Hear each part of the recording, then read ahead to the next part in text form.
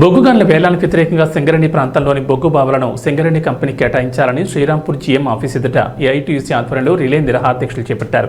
ఈ సందర్భంగా సిపిఐ రాష్ట్ర కార్యదర్శి కలవేణి శంకర్ మాట్లాడుతూ ప్రజాస్వామ్యయుతంగా 5 సంవత్సరాలకు ఒకసారి నిర్వహించాల్సిన పార్లమెంట్ ఎన్నికల్లో చట్టసభల్లో సింగరేణి ఓట్లతో గెలిచిన ఎంపీలు సింగరేణి సంస్థను కాపాడడం కోసం కార్మిక వర్గానికి అండగా నిలబడడం కోసం ప్రయత్నం చేయలేకపోవడం సరికాదన్నారు.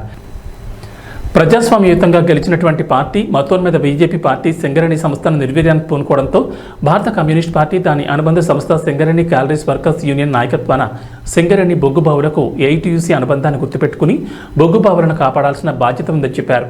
గుర్తింపు సంఘాన్ని ఓట్లేసి గెలిపించిన కార్మిక వర్గానికి అండగా నిలవాల్సిన బాధ్యతను అన్ని సంఘాలు, రాజకీయ పార్టీలు ఐక్యంగా ఉండి సంస్థను కాపాడుకోవాలని పిలుపునిచ్చారు.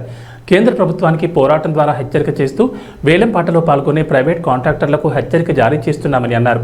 ఎవరు కూడా ప్రైవేట్ టెండర్లలో పాల్గొనొద్దని పిలుపునిచ్చారు. బొగ్గు బావులను వేలం వేయాలనేటువంటి కుట్ర పూనుతున్నటువంటి కేంద్ర ప్రభుత్వానికి వ్యతిరేకంగా సింగరేణిలో గుర్తింపు సంఘంగా ఉండి ఈ సింగరేణి కార్మికులకు ఈ సంస్థను కాపాడాలనేటువంటి ప్రధానమైనటువంటి లక్ష్యంతో ఇవాళ ఏఐటీసీ సెంట్రల్ కమిటీ అట్లాగే కమ్యూనిస్ట్ పార్టీ వీరి నాయకత్వాన సింగరేణి బొగ్గుబావుల జేఎం ఆఫీసుల ముందు రిలే నిరాదీక్షలు ప్రారంభం చేయడం జరుగుతూ ఉన్నది. ఈ సింగరేణి సంస్థను ఆవిర్భవించిన నాటి నుంచి నేటి వరకు కూడా సింగరేణి కాలరీస్ వర్కర్స్ యూనియన్ నాయకత్వాన ప్రతి హక్కును సాధించడంతో పాటుగా ఈ సంస్థను కాపాడుకోవడం జరుగుతూ ఉన్నది.